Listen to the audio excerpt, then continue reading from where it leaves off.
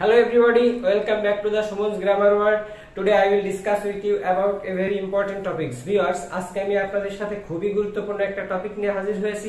আজকে আমাদের আলোচনার বিষয় হলো adverbial phrase. Viewers, adverbial phrase যেটা খুবই গুরুত্বপূর্ণ, আপনি একাডেমিক হন কিংবা কোনো কম্পিটিটিভ এক্সামই বলেন, তো যেখানেই আপনি উপস্থিত হবেন অবশ্যই এই অ্যাডভার্বিয়াল ফ্রেজ থেকে দুই একটা কোশ্চেন আপনি যদি কমন পেতে চান তো অবশ্যই আশা করছি আমার ভিডিওটা না টেনে সম্পূর্ণ দেখবেন। তো ভিউয়ার্স, অ্যাডভার্বিয়াল ফ্রেজ কি সেটা জানার আগে আমাদের জানতে হবে এই অ্যাডভার্বিয়াল ফ্রেজ কিসের মতো কাজ করে, বা অ্যাডভার্বিয়াল ফ্রেজ কিভাবে একটা সেন্টেন্সে শনাক্ত করা যায়, বা এই অ্যাডভার্বিয়াল ফ্রেজ দিয়ে কিভাবে একটা সেন্টেন্স তৈরি করা যায়। তো ভিউয়ার্স, এই অ্যাডভার্বিয়াল ফ্রেজ একটা সেন্টেন্সে অ্যাডভার্বের কাজ করে। যেহেতু ভিউয়ার্স এই অ্যাডভার্বিয়াল ফ্রেজ অ্যাডভার্বের কাজ করে, তো অবশ্যই আমাদের আগে জানতে হবে যে অ্যাডভার্ব কি। ভিউয়ার্স, অ্যাডভার্ব একটা পার্টস অফ স্পিচ, যে 8 প্রকার পার্টস অফ স্পিচ আছে তার মধ্যে অন্যতম।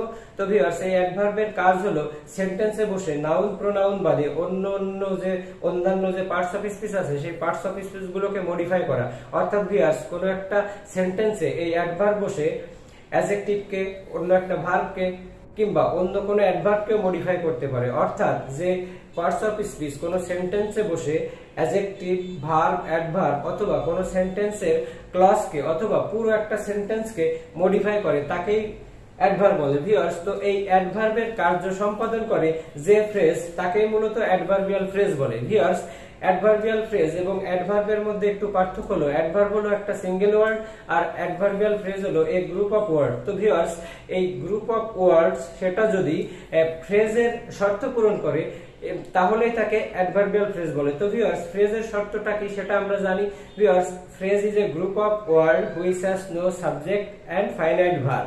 ভিউয়ার্স, যদিও সেখানে সাবজেক্ট এবং ফাইনাইট ভার্ব থাকে, তবে ফাইনাইট এবং সাবজেক্টের মধ্যে কোনো প্রকার কম্বাইনেশন অর্থাৎ সমঝোতা থাকে না, অর্থাৎ কোনো সমন্বয় থাকে না। তো ভিউয়ার্স, আমাদের এই অ্যাডভার্বিয়াল ফ্রেজ কোন একটা সেন্টেন্সে বসে যদি সেটা অ্যাডভার্বের কার্য সম্পাদন করে তবেই তাকে অ্যাডভার্বিয়াল ফ্রেজ বলে। এখন ভিউয়ার্স, কথা হলো যে আমরা কিভাবে একটা অ্যাডভার্বিয়াল ফ্রেজকে শনাক্ত করতে পারবো। ভিউয়ার্স, আমরা একটা অ্যাডভার্বিয়াল ফ্রেজকে খুবই সহজে শনাক্ত করতে পারবো যদি আমরা এই ভার্বের কাছে কিছু প্রশ্ন রাখি। ভিউয়ার্স, ভার্বের কাছে হোয়েন কখন, হোয়ার কোথায়, হাউ কিভাবে, কি শর্তে, কতক্ষণ, অর্থাৎ ভিউয়ার্স প্রিন্সিপাল ক্লজের প্রিন্সিপাল ভার্বের কাছে যদি আমরা কিভাবে, কতক্ষণ, কোথায়, কি শর্তে, কখন দ্বারা প্রশ্ন রাখি, তবে উত্তর হিসেবে যে অংশটুকু আমাদের প্রদান করবে সেই অংশটুকুই অ্যাডভার্বিয়াল ফ্রেজ। অর্থাৎ যে অংশটুকু আমাদের প্রদান করবে সেটা যদি ফ্রেজের শর্ত পূরণ করে, অর্থাৎ সেখানে একটা সাবজেক্ট এবং একটা ফাইনাইট ভার্ব না থাকে, তো অবভিয়াসলি সেটাই হবে অ্যাডভার্বিয়াল ফ্রেজ। তো ভিউয়ার্স, আজকে আমরা এই অ্যাডভার্বিয়াল ফ্রেজ সেন্টেন্সে কিভাবে শনাক্ত করা যায় সেটা আপনাদের দেখাবো। তো ভিউয়ার্স, আমি এই বোর্ডে কিছু এক্সাম্পল লিখে রেখেছি, যে এক্সাম্পল গুলো দেখলে আপনাদের অ্যাডভার্বিয়াল ফ্রেজ বুঝতে আরো সহজ হবে। ভিউয়ার্স, লক্ষ্য করুন, the girl sat under a tree. Viewers, the girl subject, sat principal verb, under a tree adverbial phrase. এখন এটা কেন অ্যাডভার্বিয়াল ফ্রেজ? ভিউয়ার্স, আমাদের এখানেই বলেছিলাম যে প্রিন্সিপাল ভার্বের কাছে হোয়েন, হোয়ার, হাউ, কি শর্তে, কতক্ষণ দ্বারা যদি প্রশ্ন করা হয় তো উত্তর হিসেবে যে অংশটুকু প্রদান করবে এবং সেটা যদি ফ্রেজের শর্ত পূরণ করে তবেই সেটা অ্যাডভার্বিয়াল ফ্রেজ হবে। তো ভিউয়ার্স, লক্ষ্য করুন, the girl sat under a tree. এখন যদি প্রশ্ন করা হয় যে মেয়েটা কোথায় বসেছিল, তো ভিউয়ার্স অবভিয়াসলি তার উত্তর হিসেবে এই অংশটুকুই আসবে, আন্ডার এ ট্রি। তো অবভিয়াসলি ভিউয়ার্স, এই আন্ডার এ ট্রি এটা একটা অ্যাডভার্বিয়াল ফ্রেজ। ভিউয়ার্স, আমরা সেকেন্ড एग्जांपल দেখব, the swimmer swims with a great speed. Viewers, এখানে সুইমারটা সাবজেক্ট, সুইমটা প্রিন্সিপাল ভার্ব, এবং যদি এই প্রিন্সিপাল ভার্বের কাছে আমরা প্রশ্ন রাখি যে সাঁতারু কিভাবে বা কেমন ভাবে সাঁতার কাটছিল। ভিউয়ার্স, যখন আমরা এখানে প্রশ্ন রাখবো যে সে কিভাবে সাঁতার কাটছিল, উইথ এ গ্রেট স্পিড, খুব গতি নিয়ে বা দ্রুত গতিতে। তো viewers, with a great speed, এখানে এই অংশটার ভিতরে কোনো সাবজেক্ট এবং ফাইনাইট ভার্ব আমরা পাইনি, তো অবভিয়াসলি এটা অ্যাডভার্বিয়াল ফ্রেজ হবে। ভিউয়ার্স, আমরা থার্ড एग्जांपल দেখব, Fatema left the village for good. Viewers, Fatema subject, left principal verb, তো the village for good, তার মানে ফাতেমা চিরতরে গ্রাম ছেড়ে চলে গিয়েছিল। তো ভিউয়ার্স, আমরা যদি এখানে ভার্বের কাছে প্রশ্ন রাখি যে ফাতেমা কতদিনের জন্য বা কতক্ষণের জন্য গ্রাম ছেড়ে চলে গিয়েছিল, তো অবভিয়াসলি তার উত্তর হিসেবে অংশটুকুই আসবে ফর গুড, অর্থাৎ চিরদিনের জন্য। তো ভিউয়ার্স, যেহেতু এটা ফ্রেজের শর্ত পূরণ করে, অর্থাৎ এতে কোনো সাবজেক্ট এবং ফাইনাইট ভার্ব নেই, তো অবভিয়াসলি এটা অ্যাডভার্বিয়াল ফ্রেজ। ভিউয়ার্স, আমরা নেক্সট एग्जांपल দেখব। He succeeded by means of hard labour. He succeeded তার মানে সে সফল হয়েছিল by means of hard labour, কঠোর পরিশ্রম দ্বারা। তো ভিউয়ার্স, আমরা যদি এই প্রিন্সিপাল ভার্বের কাছে প্রশ্ন করি সে কিভাবে সফল হয়েছিল, তো অবভিয়াসলি তার উত্তর হিসাবে এই অংশটুকুই পাবো, by means of hard labour, কঠোর পরিশ্রম দ্বারা। ভিউয়ার্স, যেহেতু by means of hard labour এই অংশে কোনো সাবজেক্ট এবং ফাইনাইট ভার্ব নেই, তো অবভিয়াসলি এটা অ্যাডভার্বিয়াল ফ্রেজ। ভিউয়ার্স, আমরা পরের एग्जांपल দেখব। They are waiting here.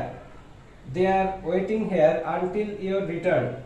They are waiting here, তারা এখানে অপেক্ষা করছে, আনটিল ইওর রিটার্ন, তোমার ফিরে আসা অবধি বা ফিরে আসা পর্যন্ত। তো ভিউয়ার্স, এখানে যদি আমরা ভার্বের কাছে প্রশ্ন করি দে আর ওয়েটিং হিয়ার, তারা এখানে অপেক্ষা করছে, আনটিল ইওর রিটার্ন, তোমার ফিরে আসা পর্যন্ত। তো যদি আমরা এখানে প্রশ্ন করি যে তারা কতক্ষণ এখানে অপেক্ষা করছে, তো অবভিয়াসলি ভিউয়ার্স এখানে উত্তর হিসেবে এই অংশটুকুই আসবে যে আনটিল ইওর রিটার্ন, তোমার ফিরে আসা অবধি। তো এটা অবভিয়াসলি অ্যাডভার্বিয়াল ফ্রেজ হবে।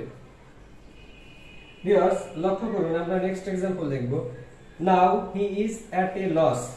নাও he is at a loss. তো ভিউয়ার্স, এট এ লস মানে হতবুদ্ধি হওয়া। তো viewers, now he is at a loss, সে এখন হতভম্ব। তো যদি আমরা এখানে প্রশ্ন রাখি যে সে এখন কেমন, তো অবভিয়াসলি তার উত্তর হিসেবে আসবে এট এ লস, অর্থাৎ হতভম্ব। অবভিয়াসলি এটা একটা অ্যাডভার্বিয়াল ফ্রেজ। ভিউয়ার্স, আমরা নেক্সট एग्जांपल লক্ষ্য করব। The hare tried heart and soul. The hare tried heart and soul to win the race. Viewers, এখানে লক্ষ্য করুন, দা হেয়ার সাবজেক্ট, ট্রাইড একটা principal verb, heart and soul তার মানে প্রাণপণ। ভিউয়ার্স, আমরা পুরো সেন্টেন্সটা একবার দেখি। The hare tried heart and soul to win the race, তার মানে সেই খরগোশটা প্রাণপণ চেষ্টা করলো টু উইন দ্য রেস, তার মানে প্রতিযোগিতায় জিততে। তো ভিউয়ার্স, এখানে যদি আমরা ট্রাইড এর কাছে প্রশ্ন রাখি যে সে কিভাবে চেষ্টা করছিল, তো ভিউয়ার্স তো অবভিয়াসলি উত্তর হিসেবে অংশটুকু আসবে যে হার্ট এন্ড সোল, তার মানে প্রাণপণ। তো অবভিয়াসলি ভিউয়ার্স এটা অ্যাডভার্বিয়াল ফ্রেজ হবে। ভিউয়ার্স, আমরা শেষ एग्जांपलটা দেখি। বিকজ অফ হিজ হ্যাভিং মাস মানি, তার অনেক টাকা থাকার কারণে, বিকজ অফ হিজ হ্যাভিং মাস মানি, তার অনেক টাকা থাকার জন্য, হি বট এ কার, সে একটা কার কিনেছিল। ভিউয়ার্স, এখানে যদি হি বট এ কার, বটটা হলো প্রিন্সিপাল ভার্ব, তো এই প্রিন্সিপাল ভার্বের কাছে আমরা যদি প্রশ্ন রাখি সে কারটা কিনেছিল, তো অবভিয়াসলি তার শর্তটা হলো এই যে তার অনেক টাকা ছিল। ভিউয়ার্স, একটা কার কিনতে হলে আপনাকে অবশ্যই অনেক টাকা থাকতে হবে। তো টাকা থাকার শর্তটা যদি আপনার পূরণ না হয়, তো অবভিয়াসলি আপনার কার কেনা হবে না। তো এখানে যদি আমরা প্রশ্ন রাখি যে সে কি শর্তে কারটা কিনেছিল, তো উত্তর হিসেবে অংশটুকু আসবে বিকজ অফ হিজ হ্যাভিং মাস মানি, তার অনেক টাকা থাকার জন্য। তো ভিউয়ার্স, অবভিয়াসলি এই অংশটা অ্যাডভার্বিয়াল ফ্রেজ হবে।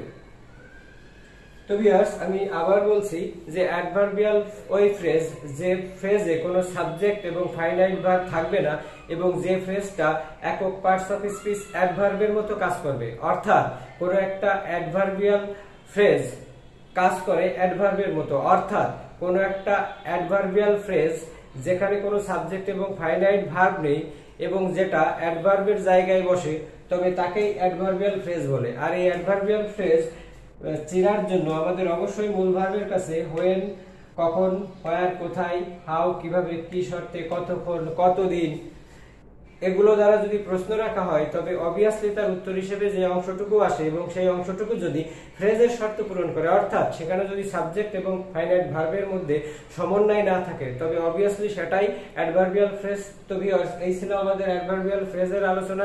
আশা করছি আপনারা বুঝতে পারছেন। তো যদি আমার ভিডিওটা আপনাদের ভালো লেগে থাকে তো লাইক, শেয়ার, কমেন্ট করে পাশে থাকবেন। আর আপনি যদি নতুন হয়ে থাকেন তো অবশ্যই সাবস্ক্রাইব করবেন। ধন্যবাদ।